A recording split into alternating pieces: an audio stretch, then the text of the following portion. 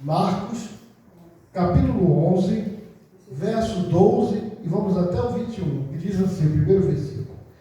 E no dia seguinte, quando saíram de Betânia, teve fome. E vendo de longe uma figueira que tinha folhas, foi ver se nela acharia alguma coisa. Chegando a ela, não achou senão folhas, porque não era tempo de figos. E Jesus, falando, disse à figueira: nunca mais coma alguém fruto de ti. E os seus discípulos ouviram isto. E vieram a Jerusalém, e Jesus, entrando no templo, começou a expulsar os que vendiam, compravam no templo, e derribou as mesas dos campeadores e as cadeiras dos que vendiam pombas.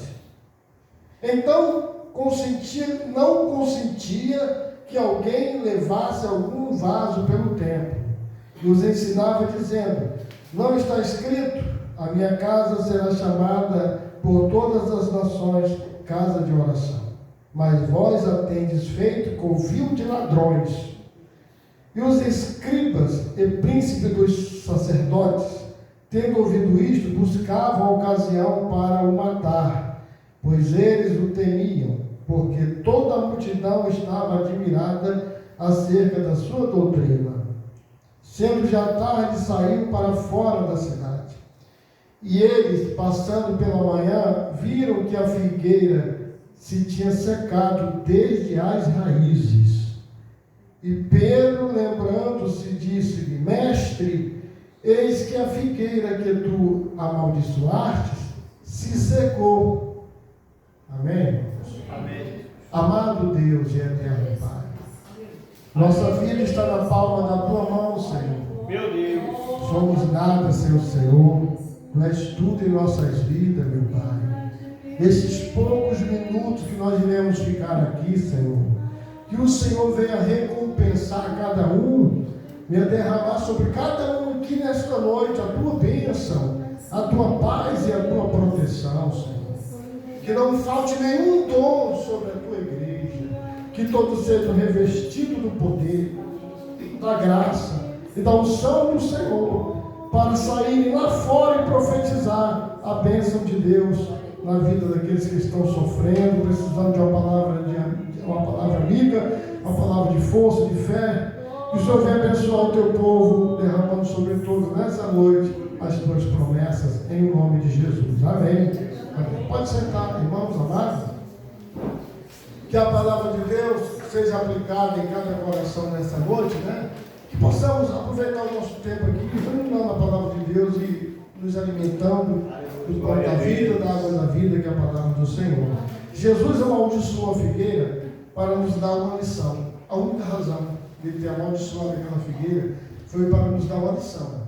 Foi para mostrar algo acerca do reino de Deus, certo? Ele não amaldiçoou a figueira por capricho nem raiva. Ele tinha um objetivo quando ele fez isso, quando ele amaldiçoou aquela figueira. Louvado seja Deus. Ainda que não estivesse na época de dar figos, aquela figueira à beira do caminho causava uma expectativa, note bem, irmãos, aos viajantes. Quando os viajantes ali passavam, certo? E se encontravam e viam, se deparavam com aquela figueira, havia uma expectativa no coração das pessoas que passavam.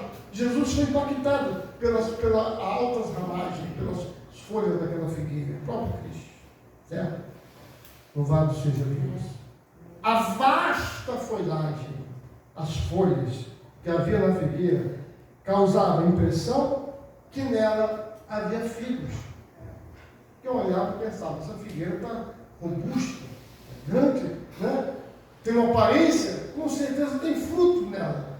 Mas quando o Senhor se aproximou, não encontrou nenhum figo. E por esse motivo, por ela demonstrar uma falsa aparência, que ela foi amaldiçoada pelo Senhor. Certo? A figueira foi amaldiçoada pela sua aparência. aparência enganosa. Marcos capítulo 11, versículo 14. Vamos lá. E Jesus falando disse-lhe: nunca mais, olha aí que coisa triste, coma alguém fruto de ti. E os seus discípulos ouviram isto. As palavras duras de Jesus à figueira podem ser aplicadas à nação de Israel, que tinha apenas uma aparência frutífera, mas espiritualmente era estéril, não dava frutos. A palavra está sendo dirigida para o povo de Israel, para a sua nação de origem, onde o Senhor nasceu. Aquela nação de uma aparência de piedade, uma aparência religiosa, uma aparência que dava frutos, mas era estéril, era uma nação infrutífera. E para isso Jesus veio, para enxertar naquela videira, naquela figueira, mananciais espirituais com a palavra de Cristo, para ver se ela despertava e passasse a dar frutos. Certo? Isso fica claro, provado, porque depois que ele amaldiçoa a figueira, quando ele olha que ele não vê fruto, para onde ele vai? Ele desce ao templo de Jerusalém. A prova está aí, tá, meus irmãos? Marcos 11, versículo 15. E vieram a Jerusalém, e Jesus, entrando no templo, começou a expulsar os que vendiam e compravam no templo, e derrubou as mesas dos cambistas e as cadeiras dos que vendiam pombas. E não consistia que ninguém levasse algum vaso pelo templo. E os ensinava dizendo: não está escrito, a minha casa será chamada por todas as nações casa de oração, mas vós a tendes feito covil de ladrões. Então, olha aí a palavra, observe bem aí o propósito, a intenção, o motivo, a razão pela qual o Senhor amaldiçoou aquela figueira. Havia um objetivo, nós estamos chegando lá. Jesus está dentro do templo. Jesus irou-se porque a casa de Deus, lugar de adoração, lugar onde se adora a Deus, foi transformada em um lugar de quê? De extorsão. Os cambistas, os mercadores faziam muitos negócios dentro do templo e muitas vezes colocavam obstáculos na vida daqueles que vinham de longe, dos gentios, que iam ali admirar o Senhor e glorificar Deus dentro do templo. Aqueles que vinham de longe, os próprios gentios que vinham adorar o Senhor, eram impedidos por conta desse mau negócio que havia dentro do templo, causado pelos cambistas, pelos negociantes. E a Bíblia revela para nós que Deus, desde o princípio, irmãos, no começo da história, Deus, ele não era do interesse de Deus construir um templo para ele habitar, porque ele queria habitar no meio do povo. A construção feita por mão de homens não estava no projeto de Deus, certo? Porque Deus já sabia, na sua onisciência, que o templo de Deus seria profanado. Mas ele permitiu Salomão construir aquele grande templo, certo? Primeiro livro de Reis, capítulo 6, e o versículo 1 relata que Deus permitiu Salomão construir aquele templo e deu recursos, deu capacidade, deu condição para que o povo trouxesse todos os materiais para a construção do templo, pela permissão de Deus. Agora, observe uma coisa, no segundo livro das Crônicas, capítulo 7, do versículo 19 ao 22, Deus foi bem claro com Salomão acerca daquela construção. Deus foi bem claro. E no versículo 19 e no versículo 20, o Senhor disse: porém, se vós vos desviardes e deixardes os meus estatutos e os meus mandamentos que vos tenho proposto, e fordes e servirdes a outros deuses e vos prostardes a eles, então os arrancarei da minha terra, que lhes dei, e lançarei da minha presença, e esta casa que consagrei ao meu nome, a farei com que seja por provérbio e mote entre todas as gentes. O que Deus está dizendo aqui? Deus falou bem claro para Salomão. Depois você lê Crônicas capítulo 1, 2 Crônicas capítulo 7, leia do versículo 11 adiante. Veja que Deus, no dia da consagração daquela casa, Deus falou bem claro: se o meu povo que se chama pelo meu nome se humilhar e orar, se arrepender dos seus pecados e buscar a minha face, olha o que Deus fala. O que Deus fala? Que ele ouviria dos céus, perdoaria os seus pecados e sararia a sua terra. Agora o nome dele estaria naquela casa. Isso foi tão profundo que a Bíblia diz que o profeta Daniel, lá de Babilônia, orava a Deus 3 vezes ao dia, olhando para o templo, na direção do templo. E Deus ouvia a oração dele, mas é profundo, porque a glória de Deus estava naquela casa. Mas Deus foi bem claro com Salomão e disse: no dia que vocês me abandonarem, profanarem meu nome, adorarem outros deuses, os deuses falsos, eu desviarei o meu rosto de vocês. E esse templo, essa casa, se tornará, desculpa a expressão, um monte de lixo, um monte de entulho. E as pessoas vão passar e vão zombar de vocês. E vão dizer: por que o Deus dele fez isso com eles? Porque abandonaram o Deus dele e foram servir a outro Deus. O provérbio é o que a Bíblia chama de mote. A zombaria, haverá um escárnio, uma zombação de vocês. E isso aconteceu. Por quê? Certo? Esse templo foi profanado.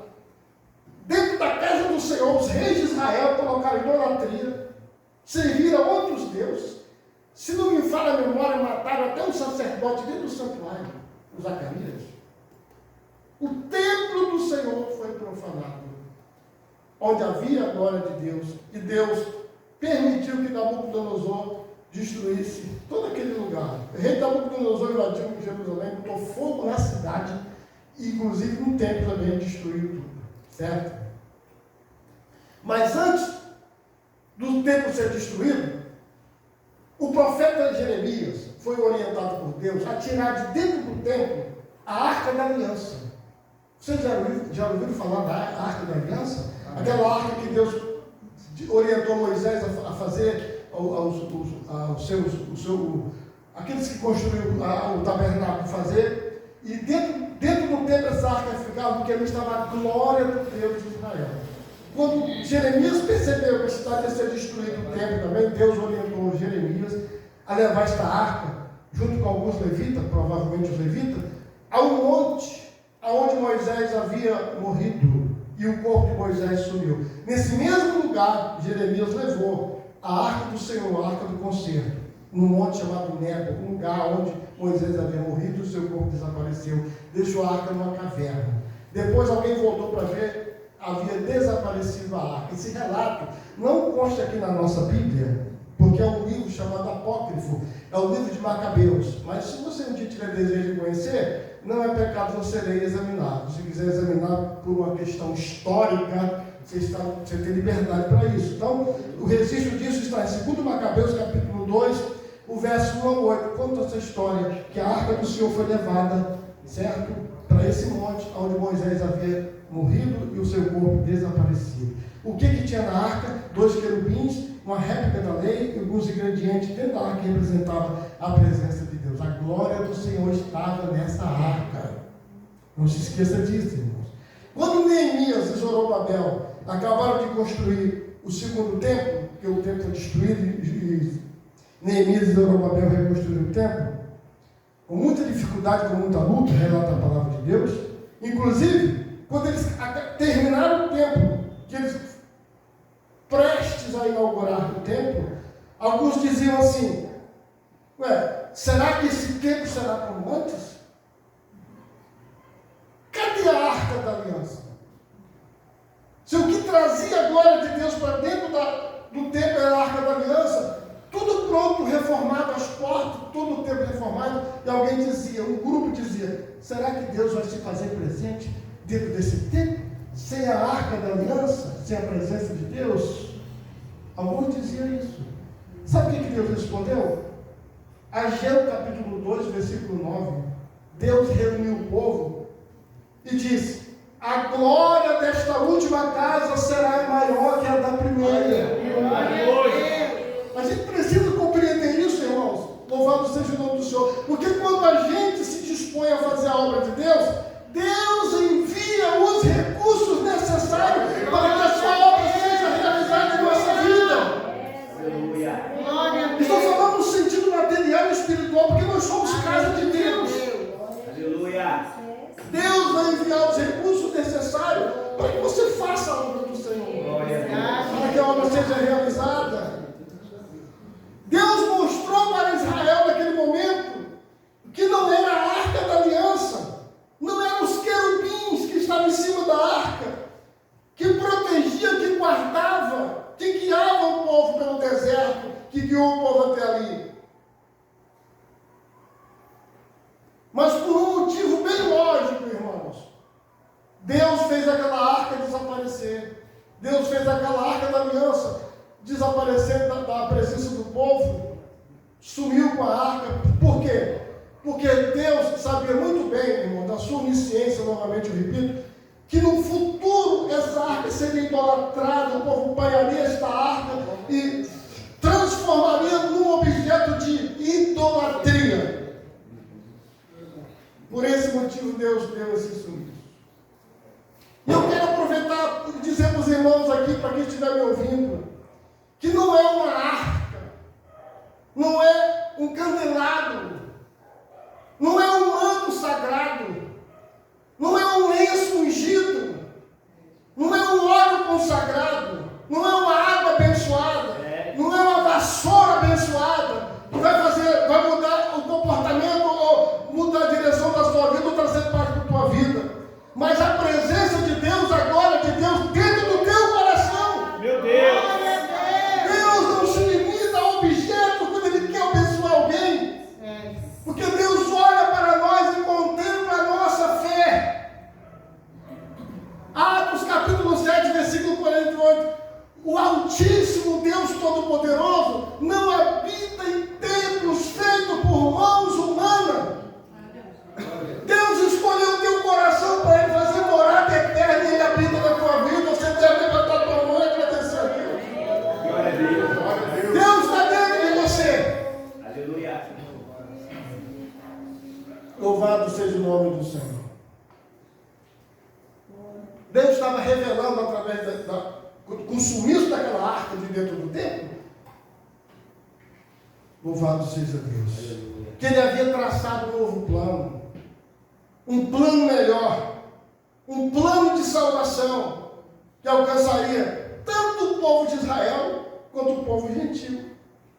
Agora, os verdadeiros adoradores a Deus, alguém leu isso aqui nessa noite, João 4:23? Adoram a Deus em espírito e em verdade. Aleluia, Deus!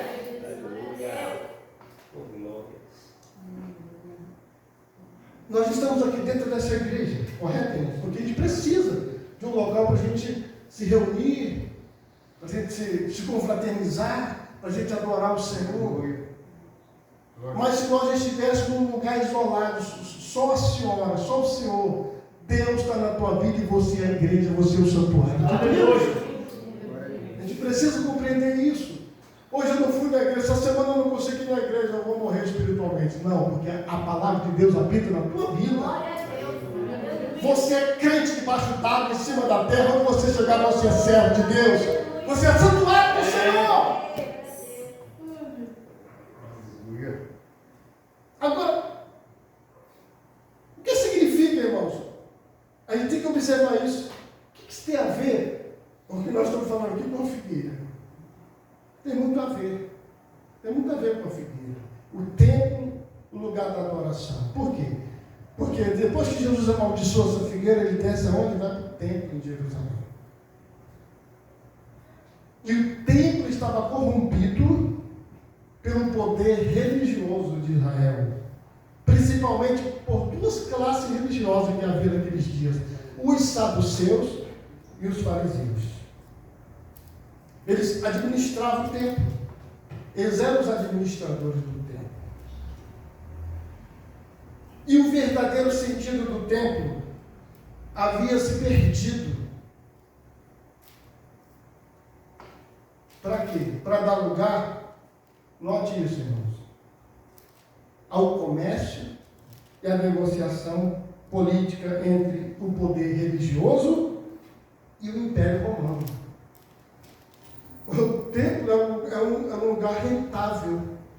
Não era mais um lugar de adoração. Não era um lugar onde as pessoas se reuniam, conforme nós estamos reunidos aqui hoje, para a gente olhar para o nosso irmão e agradecer pela vida dele. Agradecer a Deus. Obrigado pela tua vida. Porque quando a gente olha para o nosso irmão, a gente vê o quê? A glória de Deus no rosto dele.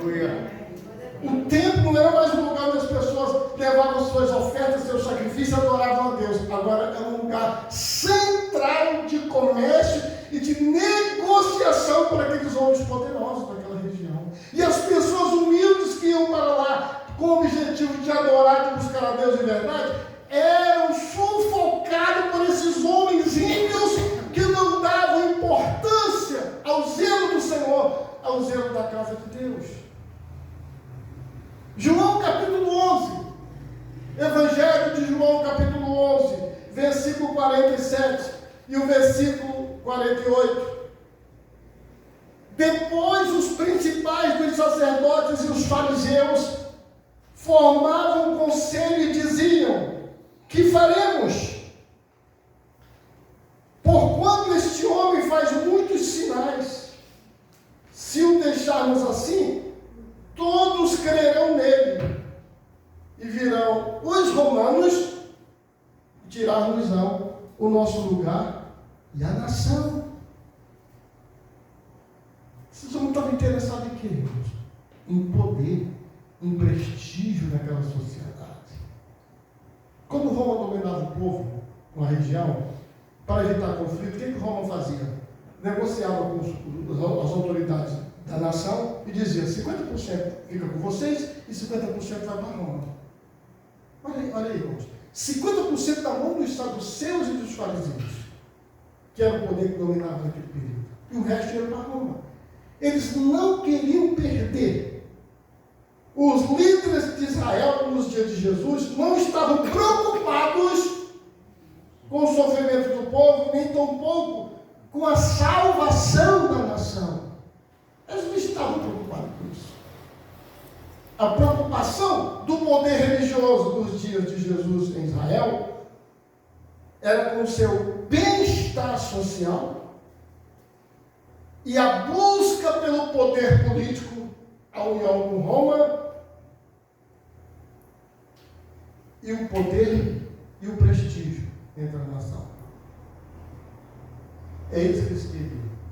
Eles não estavam preocupados com a salvação daquela nação, das almas, com os menos favorecidos. Eram materialistas. Muitos desses religiosos aqui, muitos deles, não acreditavam na ressurreição, não acreditavam em anjos e nem em espírito. Não acreditavam no mundo espiritual. Há um relato em Atos capítulo 23, precisa você ler, Atos 23, versículo 8, há um registro acerca dessa situação. Os saduceus não acreditavam em anjos e nem na ressurreição. Eles não criam. Olha a situação do povo que guiava a nação, do povo religioso que guiava a nação. O templo em Jerusalém era o lugar mais sagrado de Israel. Ele tinha como objetivo, o único objetivo, a adoração a Deus. E o profeta Isaías havia dito, bem antes: a minha casa será chamada casa de oração para todos os povos. E Jesus falou isso naquele dia. Você já tem transformado em covil de ladrões. Os religiosos do dia de Jesus viviam uma falsa religião, viviam de aparência, demonstravam ser algo que não eram. Eram como a figueira, causava boa impressão que tinham frutos. Assim também os religiosos demonstravam ser uma coisa que não eram. Era a falsa religiosidade. Quando o Batista veio, ele disse: o machado está colocado no tronco da árvore. O Batista falava isso. Toda árvore que não der fruto será cortada e lançada onde? No fogo. Ele diz: arrependei-vos, porque é chegado o juízo de Deus. E disse mais: raça de víboras, quem vos ensinou a fugir da ira que está por vir?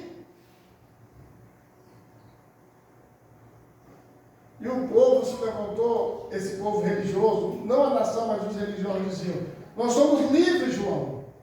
História é essa que nós estamos, que precisa de libertação? Somos descendência de Abraão, escolhido por Deus, somos continuidade da geração de Abraão. E o João disse: até dessas pedras aqui, Deus pode suscitar filhos a Abraão. Arrependei-vos e praticai a verdadeira justiça. Glória. E até hoje, irmãos, a mensagem do João está soando nesse mundo. Deus continua chamando pecadores ao arrependimento. Deus está dizendo: arrependei-vos, porque é chegado o reino dos céus.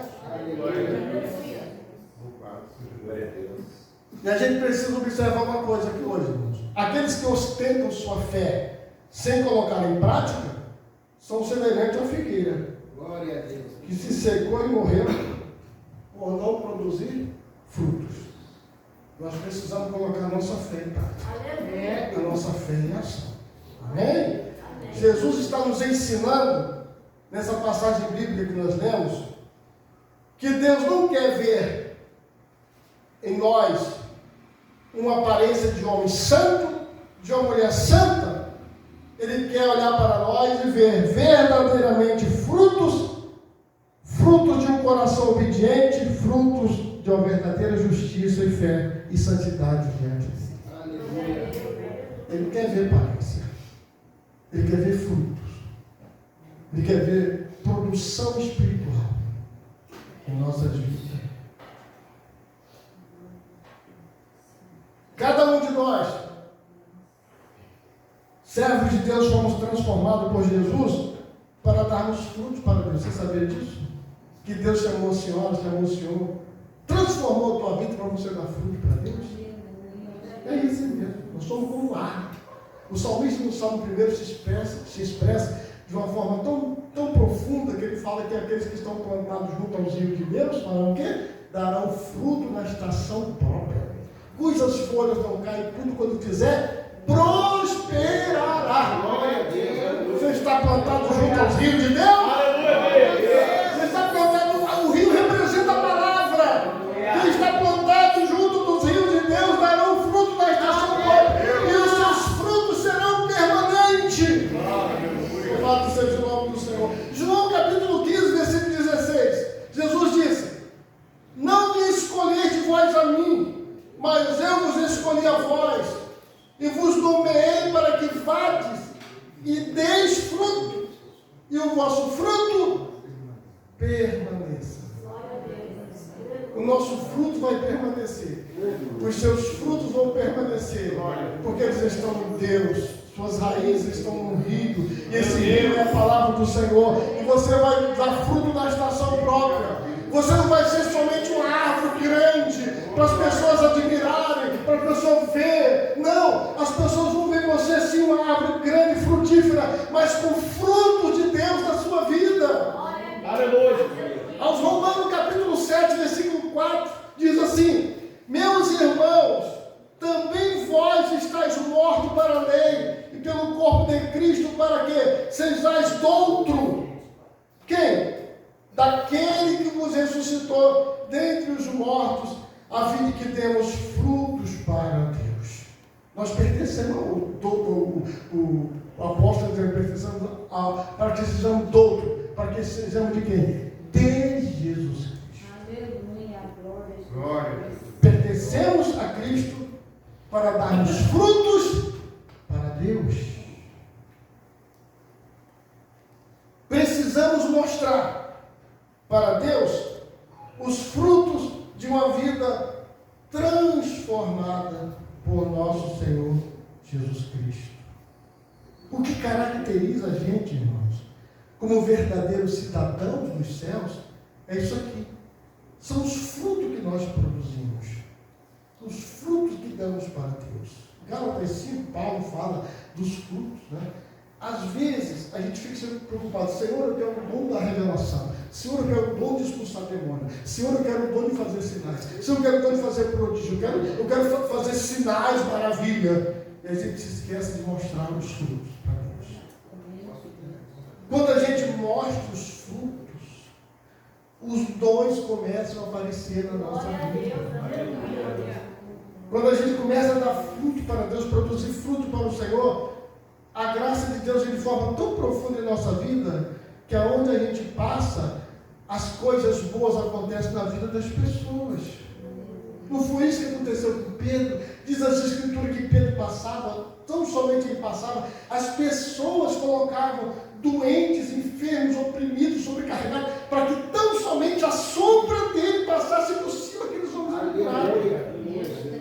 E a gente precisa entender que a sombra de Pedro não curava, não era um ritual, não existia isso. Mas as pessoas, na sua necessidade, na sua aflição, colocavam os corpos dos doentes para que não somente a sombra dele passasse, essas pessoas eram curadas, libertas. É os frutos de Deus aparecendo na nossa vida, irmãos. Quem tem Jesus tem fruto, levanta a mão e agradece. Agora, cada um de nós precisamos analisar. Ou seja, eu preciso analisar a minha vida, você precisa analisar a sua vida e ver em que ou o que precisamos mudar para darmos fruto para Deus. Tem irmãos aqui, tem servos de Deus produzindo muitos frutos para Deus. E Deus quer mais, quer que você produza mais. Tem uns que estão produzindo poucos frutos. Você precisa produzir mais fruto para Deus. A figueira, com muitas folhas, mas sem figos, é a falsa religiosidade. O que mais você vê nessa terra são falsas religiões. São pessoas com aparência de piedade, mas negando a eficácia dela. Você vê. E não é isso que Deus quer. Deus não quer que vivamos uma vida de aparência. Ele quer que a gente viva uma vida de frutos. Produzimos frutos para Ele. Longanimidade, benignidade, fé, esperança, alegria, o gozo da salvação, a caridade, que é o vínculo da perfeição. Olha que fruto maravilhoso. Você sabia que a fé, ela é dom e é fruto? Quem tem fé aí, levanta a mão. Agora, para a gente encerrar, não podemos fingir ser uma coisa que não somos. Não vivemos de aparência, mas por fé. Quem somos nós? Somos servos de Deus e nada mais que servos. Isso é que nós somos. O quê? Servos e nada mais que servos. E devemos ter alegria no coração de sermos servos. Aleluia. E nada mais que servos. Por quê? Só tem um grande. O nome dele é Jesus Cristo. E este ser glorioso, maravilhoso, quando esteve aqui no mundo, ele se esvaziou de tudo. Se fez o menor por nós. Mas ele, na verdade, sempre foi, desde o princípio, sempre foi, nunca deixou de ser o Todo-Poderoso, mas ele, para demonstrar para nós a humildade, a simplicidade, o caminho da retidão, da verdadeira justiça, diante de Deus, ele se esvaziou de tudo, para que a glória de Deus repousasse sobre ele. E às vezes precisamos nos esvaziar de nós mesmos, esvaziar do nosso eu, do nosso orgulho, da nossa prepotência, da nossa altivez, para que a glória e a graça de Deus venha sobre as nossas vidas. Aleluia! Para a gente poder dar frutos para o Senhor e frutos dignos de arrependimento. Então a figueira, ela simboliza a figueira que tinha uma aparência de religiosa, ou seja, uma aparência de que tinha frutos e na verdade só tinha folhas. Ela representa a falsa falsa religiosidade nessa terra.